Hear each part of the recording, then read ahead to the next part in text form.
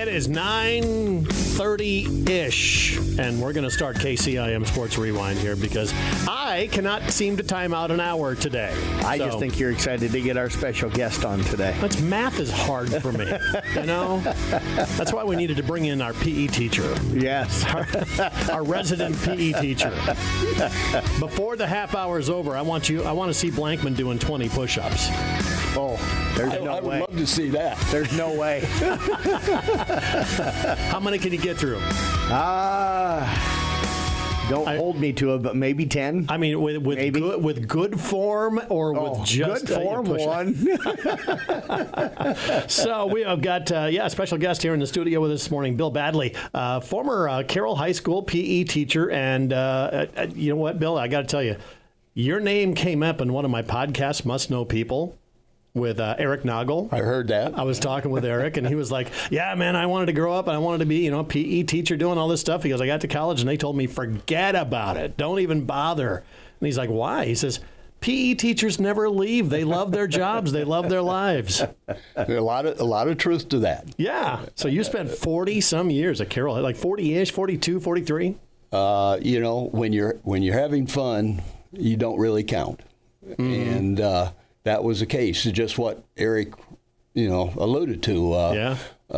PE teachers, one, you're always on your feet, which some people think is bad. I thought it was good because I was active. Keep you active, exactly. Love to be around the kids and have fun, whether you're inside or outside. Something you could do. You could have fun with the kids, interact, and I loved history, but with history, there's always papers and things to correct. Yeah. And in PE, it's hands-on, it's quick. I want to know how many sports you invented along the way to play to kill an hour of PE. Never invented any. Maybe made a few adaptations to some sports to fit the needs, but no, usually try to keep one sport in hand for maybe 7-8 class periods or maybe 12, and then move on to something different. Badminton was great. I mean, there were kids that could have played badminton the whole semester. Yeah. They loved it. It was just a great game. But you do different things and have fun with them all. So I'm going to put you on the spot a little bit here. Got a guy sitting to my left that you'd have taught. Any good Casey Minor stories from PE? Played some great wiffle ball. I know that. Played great wiffle ball.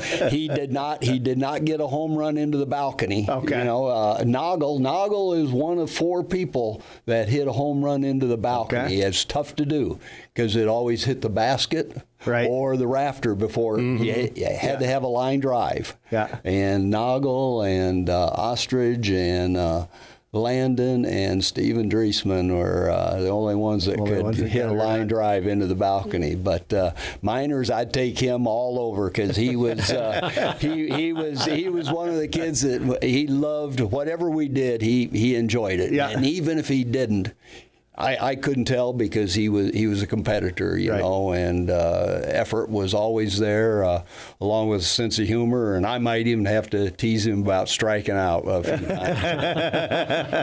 times. So you have stayed in contact with the school system and with the athletic department even since you've retired, correct? And this is why you're here today. Well, I always say I never retired, but I also say I never had a job because it was fun. Mm-hmm. It was fun.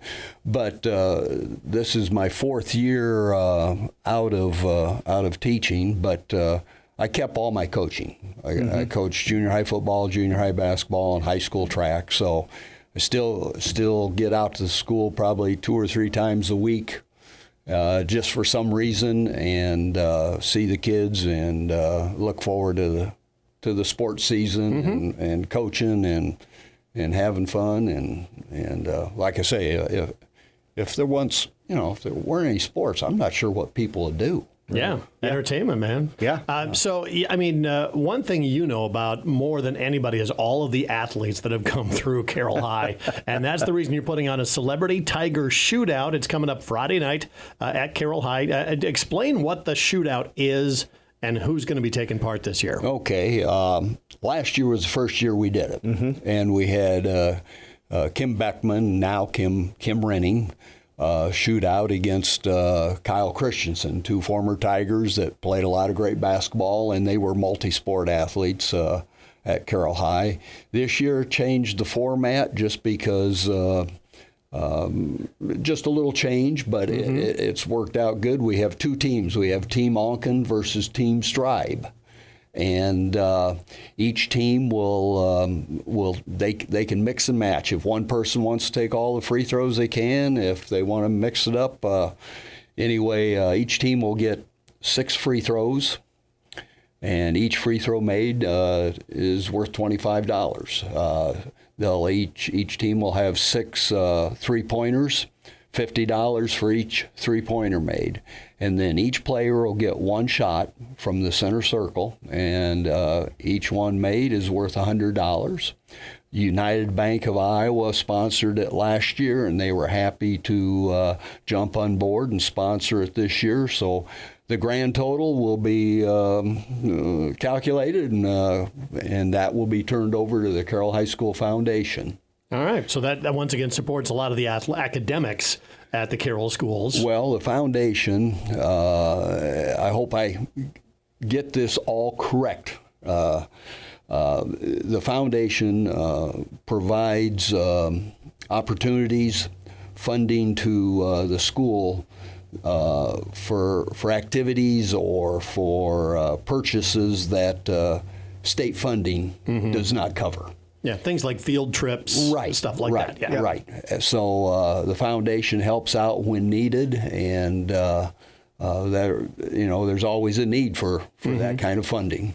Now, people can also that come out to the game can donate to the cause. Oh, most definitely. If they go to Tiger Vision right now, pull up Foundation, Carroll High School Foundation on Tiger, on the Tiger Vision. They can go to the link and they can donate there.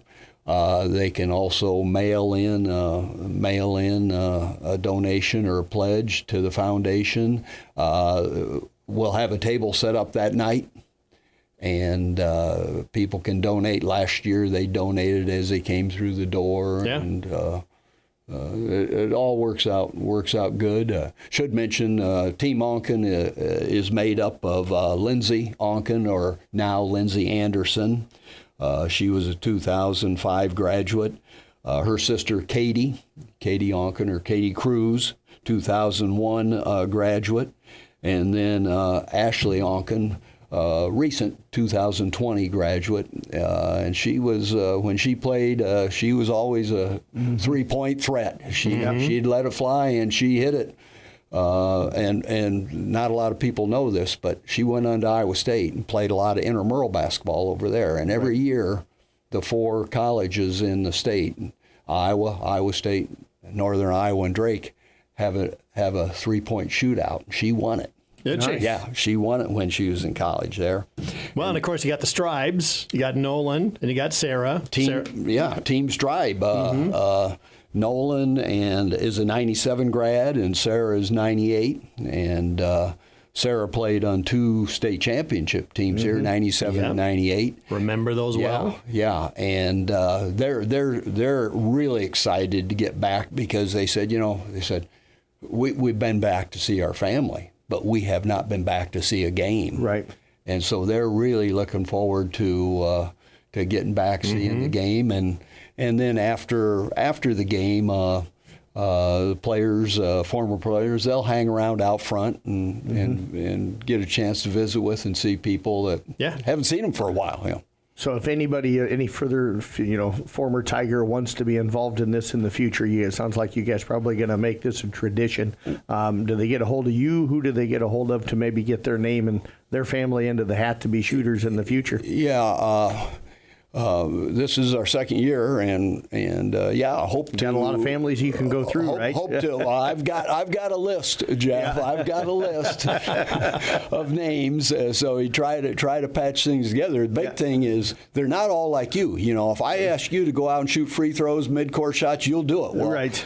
I've talked to some people that say, "Coach, I don't know. I haven't picked up a basketball I haven't in picked up years. a ball for years. I'm not sure about this. Do I have to shoot? Yeah, you got to shoot. Yeah. In front of the crowd, I have to do all that. Yeah. So, but I mean, your Rolodex has got to be incredible for some of the athletes. But $3,000 raised last year. I mean, the goal is just to beat that this year, right? A little over $3,000. I think it was $3,100 and some change there. And naturally, when you come to sports, you like to be a competitor. So I hope we can top that mark this year. Yeah, absolutely. All right, so the Tiger Shootout, again, it's this Friday night. What's the game? Okay, Carlisle comes to town for a boy-girl doubleheader. And those are always some interesting ones. Always interesting games. And Jeff knows this probably better than I do, but I think I got it right. The Comito gal from Carlisle is a real player. Real player, real player. And it should be two great games, I think. If I remember correctly, they were both really good games over at Carlisle earlier this season. As Carroll's starting their second round now through the conference. So yeah. All right, you guys ready for the trivia question here as we move things on here? NFL. It chaps me that my 14-3 Vikings had to go play on the road in the opening round of the playoffs. Game was almost a home game last night for them, though, with the crowd. About 51%, they said, were probably Vikings fans. But, it's weird that you could be a great wild card team and you still only can get up to fifth seed. So that's kind of where I got this trivia question from. Since 2002, when they broke up into 4 divisions in pro football, who has the most division titles in each the AFC and the NFC, the top 2 teams in each AFC and NFC? I'm going to say AFC is maybe the Chiefs. AFC Chiefs is second. They've captured 11 New England division probably titles. Would be the most. New England, 16 of them, yep. So we got NFC teams. Bill, you want to hazard a guess here? NFC. Packers or San Francisco? I was going to say Packers. Packers is correct. Man, you guys are 3 for 3 here. How about San Fran? Are they in it at all? No. Okay. Not in it. They went through a big, long drought. They did. There for a while. That's right. Yeah. Yeah. So it's not the 49ers. Yeah, but since they broke into 2002, Jimmy Johnson was gone in the 90s. Dallas so Cowboys Dallas would not be that is not correct. So they have 10 division titles since 2002. Second in the NFC. Philadelphia is the one, The Eagles are, huh? Yeah. The Eagles, because they've had a stretch of different coaches and different quarterbacks, but a pretty nice stretch of success. Yeah. Green Bay and Philly just wrapped up their game the other day, and Kansas City, of course, continues to roll. New England just hired the new coach, so there might be more division titles in there for them. So there you go. That's the trivia question, and we're going to take a quick break. We'll be back with more of KCIM Sports Rewind coming up. As the athletes at your house prepare for hard work and fun of the season, remember that St. Anthony Rehab Services provides physical therapy for any sports injury that may sideline your member of the team. Sports injuries can plague kids of all ages and keep them from playing the sport they love. Athletes will be under the direct supervision of a certified and licensed healthcare professional in the newly renovated sports performance facility. If an injury is keeping your athlete out of the game, call St. Anthony Rehabilitation Services at 794-5000 for sports injury and treatment rehab. What's the fastest way to get local scores? The new Carroll Broadcasting Sports Network app. Download it for free today in your app store. You'll get scores and game recaps, game videos, and interviews, along with podcasts, daily sports schedules, athlete features, and more. It's the most complete coverage of all your local sports and teams. Download the Carroll Broadcasting Sports Network app by searching CB Sports Network in your app store. That's CB Sports Network. KCIM Sports Rewind. It's John Ryan along with Jeff Blankman, Casey Miners, and joining us here this half hour, Bill Badley, former Carroll High PE teacher. And Jeff, you want to talk a little bit about the KCIM Sports Rewind events? You got some dates nailed down? Yeah, we do. And, we're going to be holding our winter event featuring, again, the top basketball players for girls and boys and the top wrestlers for girls and boys and the boys swimmer of the year. And along with our coaches of the year for both girls and boys basketball and girls and boys wrestling. We cemented the date yesterday. It'll be Saturday, March the 8th. It's going to get underway at noon out at the Carroll High School gym. We're going to do now again, just like we were able to do with volleyball and stuff this fall, the regulations and restrictions that we've been kind of held to under the state's rules and NCAA rules for years have been taken away. So all of the girls invited, all of the boys invited for basketball will be able to participate in the All-Star game themselves. So we'll do a girls basketball game. It's going to be 15 minutes of continuous clock. We're going to have a first team, a second team, a third team, and an honorable mention. We'll take first team and second team and, of course, split them up. And then we'll probably split third team and honorable mention up and try to make the teams fairly even. It'll depend on who all says they're coming to play. We'll do the same thing for the boys. So, again, a 15-minute continuous clock for that. In between the two all-star basketball games, we'll play girls first. We'll have our wrestlers, both the girls and boys, and our boys swimmer of the year in our dodgeball tournament. So that should always be fun. The kids always have a blast with that. And then we are going to continue to do the three-point shooting contest. Again, each player will get 45 seconds to take 5 shots from the corner, the top of the key, and one of the wing positions. The first 4 balls are worth 1 point, and the final ball on that rack is worth 5 points. We'll have girls shooting on one end, boys shooting on the other. Our champions then will shoot against each other, and of course the wrestlers and the boys swimmer of the year will be allowed to participate in the three-point shooting contest because, Jaden Sword won it a couple of years ago. Yeah, bring it on, so, man. Yeah, I think the wrestlers enjoyed and do that. And then we'll have our award ceremony after that. So we're planning on everything lasting maybe 2 to 2.5 hours, kind of get everybody in and everybody out. We'll move it along fairly quickly. But one change we are going to do, too, is we've always announced the All Rewind teams on the Tuesday prior to the All-Star game. We're actually going to announce the teams now at the All-Star game, and then we'll run through them again quickly the following Tuesday, but we're not going to announce them before the event. So kids will find out and coaches will find out on the day where they, if they were first team, second team, or honorable mention, or where they were at. So making them wait, man. Making them wait. The suspects. Yeah. So do you say bowling going to be in there too? Not bowling this Not year. Bowling We'll this look year? at First we'll time look for at their first year sport, for yeah. bowling. So we'll look to include bowling maybe down the road. But for right now, we're just going to limit it to basketball and wrestling and boys swimming. So yeah, we're just getting the wrestlers ready to shoot basketballs. The bowlers are going to have to wait one more year. Yep. I know the swimmers do it because Deb says sometimes that when they have like a long break in between events, they'll go to the rec center and they're at the rec center, but they'll go play basketball. Who doesn't love to chuck it from the cheap seats, man? Absolutely. Come on. She said some of those boys have some skills. So all right. So again, that is all coming up here in a bit. Let's get to our bowl challenge. You got anything in on that one? I mean, we know that Nick Brinks, he's taken home the toilet trophy. It is already out of the thing. And I see that you already have your trophy relabeled here in the studio. Yes. Last year I had the toilet trophy, having finished in last. This year I'm the champion. It's all done, even though we have a national championship game to go to. Nobody has a champion left, so nobody can score any points. Yeah. So I end up winning the thing. I'll just run through real quick. Tom Hawcap finishes in second, surprisingly, but Jeff Honnold in third. That one surprised me a little bit. Todd Danner, Doug Waniger, trying to look here, Eric McCullough all finished up next. Then you had Brian Case, was all by himself. Then Jeff Storyhan, he was by himself.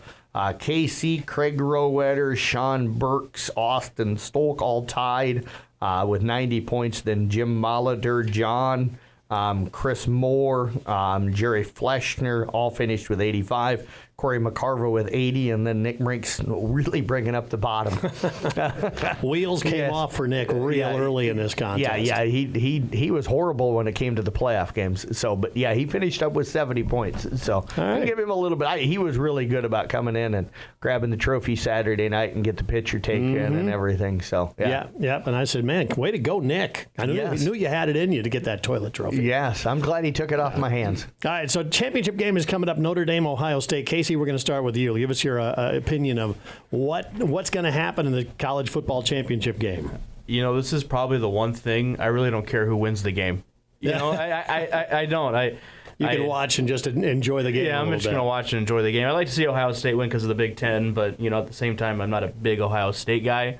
But I think Marcus Freeman's done a really nice job since taking over for Brian Kelly and Notre Dame, just the success he's seen all 3 years, so I wouldn't mind seeing him win it. So, really, I don't care who wins. I'm probably rooting more for Notre Dame than I am Ohio State, but vice versa. It's not a... I was going to say, an Iowa guy cheering for Ohio State. I don't know if I can handle that. Yeah, I think it's the Big Ten connection because I'm kind of with Casey. I actually like the job that Marcus Freeman's done, but I've always hated Notre Dame, and that's not going to change. I'm not an Ohio State fan at all either.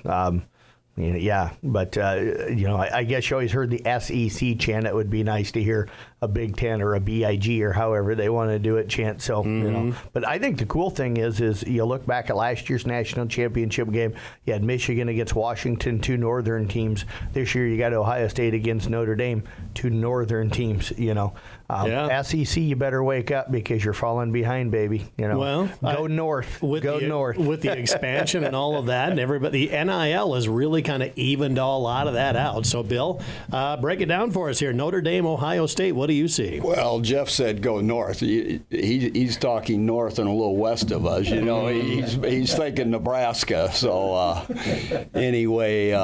Return to the glory days. I'm hoping. Well, I'm not sure about that, but it won't happen. Anyway, I'm kind of like Casey. I'm not an Ohio State fan because I'm pulling for Iowa in the Big Ten. Mm-hmm. I like the quickness and aggressiveness on the defensive side of the ball for Notre Dame, and I just have a hunch Notre Dame's going to pull this thing out. That's the way I'm looking at the game. I tend to want to see Notre Dame win, not because I used to be a Notre Dame fan, not really a Notre Dame fan anymore, but I just love the story. Their coach comes in. I mean, it's his first year. They get knocked off by Northern Illinois, of all people, who once again have an offensive coordinator, Wesley Bashauner, right here from this area. Yeah. So played at South Central Calhoun, but, anybody that can upset the apple cart for me is okay. I think that's who I'd rather see win it than another SEC team or something like that. And Brian Kelly, as you mentioned, Casey, left Notre Dame because he said he didn't have the resources, went to LSU. Well, they didn't make anything. And now Notre Dame's in the championship game just a year later. Well, one thing I find interesting, though, and it's kind of upset people, so like the way the college football playoff is set up this year is however far your team goes, the conference gets money donated to it to go back to resources. Well, Notre Dame's not in a conference, so they get a hefty $20 million check going to them for making the national championship game. So their resources are about to go up a little bit. I have a feeling. I have a feeling that also $20 million isn't a drop in the bucket for Notre Dame. Yeah. I mean, they spend that on just promoting their football team, for crying out loud. So anyway, college football championship coming up. Let's talk a little local sports. Talk about anybody making some noise out there, making some headlines for us here this week. Yeah, we've had some great individual performances and some records here in the last week or so that I don't know if we've hit on here on the show. But Carson Caney from Kemper, of course, became their career assist leader. That would have been against Bishop Heelan as part of that Catholic Classic that we had talked about that finished up a little over a week ago. So congratulations goes on to him as the Knights continue to roll. Did fall to Dowling of Catholic, of course, that Saturday in that championship game, but continue to just impressed with the way they've been playing. Anna Hart from Coon Rapids Bayard became the career steals leader down there and just a junior. So she may put that number where nobody will ever get it ever again. She's averaging about 8 or 9 steals a game this year and just a tremendous player. Carson Overmole, Nick called that game for us. 29 points, 6 rebounds, 6 assists, hit 7 of 9 from the three-point line here last Monday night down at Nottoway Valley. And then Ben Ramsey, I called the game Thursday night against Exira Gimbledon, went off for 42 points. I think he was 7 of 9 or 7 of 10 from the three-point line as well. But he also added 6 rebounds and 6 assists to help the Wolves snap a 4-game losing streak. So hopefully they'll kind of get the ship righted a little bit there. But yeah, those are 4 kids just off the kind of the top of my head that have really put together some outstanding performances, on the basketball courts. Wrestling-wise, Casey was just saying her name over here. Real quick before we move on to wrestling, the Catholic Classic Classic. Yeah. Wouldn't you love to see more things like this going on for teams over just coming out of that holiday break going, yep, man, let's play some, let's mix it up a little bit. It would be nice. I think with conferences and stuff and conference schedules, it's hard to do that, but it would be really kind of cool. I know Bill came up with an idea several years ago, and I talked to the volleyball coaches and couldn't get them to jump on board because it would be hard to do and a lot of work, and I understand. But, we have so many different gyms here in town and so many different schools that it'd be great to hold like a preseason, early season volleyball tournament here in town, and you bring in all of the top, volleyball programs from around the state. You could hold games at Fairview, at the Carroll High, at Carroll Middle School, at Kemper. There's, and stuff. You could split them up into things and pools and do something really cool. It'd be great to do that with basketball here as well. Yeah, Mike Miller like that, actually right? is from South Dakota. He's from Mitchell, yep. I believe it is. Every year he puts on a tournament over yep. the Christmas time that pits the big prep schools out east against the number one schools in the state of South Dakota. Their games are terrific. Yes. And it's a fantastic tournament. Yeah, and I'd love to see something like that start up. I know they do it with the little kids and stuff. I can't remember what the name of that Court Classic. There we go. But I'd love to see something like that with the high school level. But it's an awful lot of work. I absolutely know that. But yeah, you got so many gyms here. But you're right. It would be kind of cool to see. I know wrestling has a huge one up in Waterloo. It would have been that same weekend that the Catholic Classic was going on. You had pretty much a lot of the elite programs from all over the state and even from out of the state, wrestling-wise, up there competing. But speaking of wrestling, Macy Rasmussen, the freshman down at Audubon, continues to be undefeated and winning every tournament she goes to and seems to be pinning pretty much everybody that she's been wrestling against. Emma Daniels from Carroll High continues to wrestle extremely well as well. Kieran Polking from Carroll on the boys' side of things is having an outstanding year.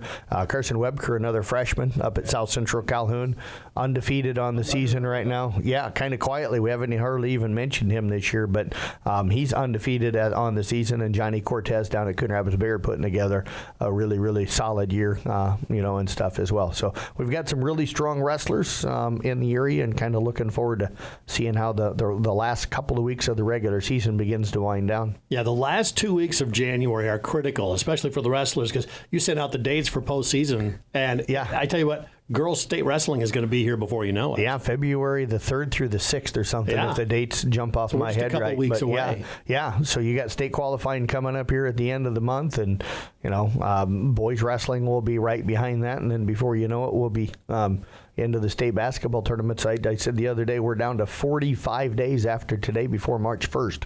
Wow. So, yeah. The boys' state duels are the say that again. Yeah, the boys' state duels are the Saturday after the girls' wrestling tournament wraps up. So, you even got boys' state wrestling stuff going on, within the first week of February. Yeah, it's going to come to a very quick end here. But that's, again, a kind of quick look at what's going on with wrestling. Anything to mention on the other way? Yeah, and sorry, keep moving the mic around here, but wrestling-wise, not much there. I do have a couple of basketball things that I still wanted to point out. A huge one tonight, Arweva at Coon Rapids Bayard on the boys' side of things. Them two right now battling behind Woodbine in the conference for second place. So that's going to be a huge game. Arweva's been on a tear as of late, and Coons played outstanding all season long. So, one of the only losses for Arweva so far this year was a hard-fought game against Coon Rapids Bayard early in the season. So that should be a fun one, and Casey's got that call tonight for us. The Xyro and Kimballton girls have been kind of on a run here since the break started. I know they lost to ACGC over the weekend. Carroll girls are playing well. Coon girls continue to play well. They'll have a big matchup with Woodbine coming up here again, so late in the season, and that could determine, after beating Woodbine on the road, a little over a week ago, that will probably determine that conference championship. So Kemper also hosting Denison Schleswig tonight. They are. I think Kemper probably rolls in both of those. When they played over there earlier this year, neither one of those games were very tight. I can't imagine that things will change a whole lot tonight, being here at home. So, yep. So again, Kemper boys probably, they have Glenwood Thursday night. That'll be a big one. Glenwood's, I think, just a game or two behind them in the conference and has been playing well. They've got a huge one Saturday. They're taking on Kemper's second in the rankings right now, released yesterday by the state, and you've got West West Lyon is fourth. They dropped a spot. So you've got two really elite programs going to be scoring off of it. BV on Saturday, and I'll be up there to bring the broadcast. We're still in works. Haven't heard back from Buena Vista yet, but we're trying to get it where we get some good internet access, because we'd love to go up there and run the video and be able to bring the video broadcast, but haven't gotten that approved yet through BV. So yeah, been swimming tonight. Carroll Tigers swim team going to be in action. It seemed like it's been so long since the meets. Yeah, they swam Saturday down at Johnston and did a really nice job. They'd been off for almost a full month prior to that. So I think it was the 15th of December they swam, and then they swam the 11th of January. So I'm sure the boys and coach chomping at the bit to get back into the pool tonight down at Des Moines Lincoln. No doubt. That starts at 5:30, and in bowling tonight, Esterville Lincoln Central at the Kemper Boys. That all starts at about 4 o'clock tonight. If you want to stay up to date on all the latest, of course, you just download the Sports mobile app, go to your app store and search CB Sports Network. It's just that simple. It's a totally free download. Jeff and Casey write up reports on all the games that happened tonight, the scores, the stats, everything, what happened in them. You get old ball games that we've done. You can catch rebroadcasts of those and a lot more. It's the Sports mobile app. Go to your app store and search CB Sports Network for your free download.